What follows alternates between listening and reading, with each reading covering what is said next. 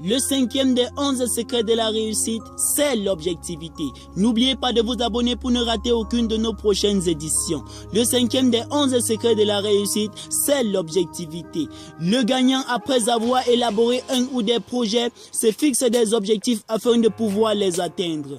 L'objectivité est la seule chose qui oriente vos agis et qui leur accorde par conséquent une certaine droiture.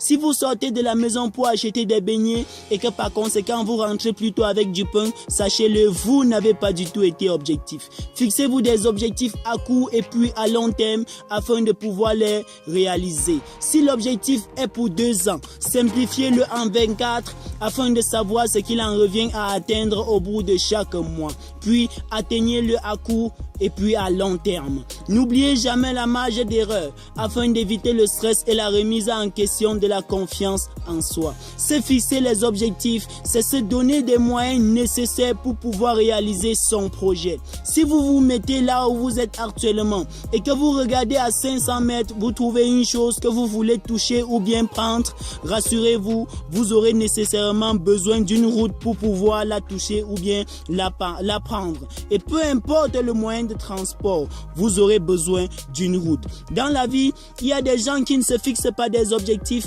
pour pouvoir réaliser leur projet parce qu'ils comptent sur leur force physique. Mais sachez-le, penser ainsi, c'est avoir 5% de chances de pouvoir réaliser son projet.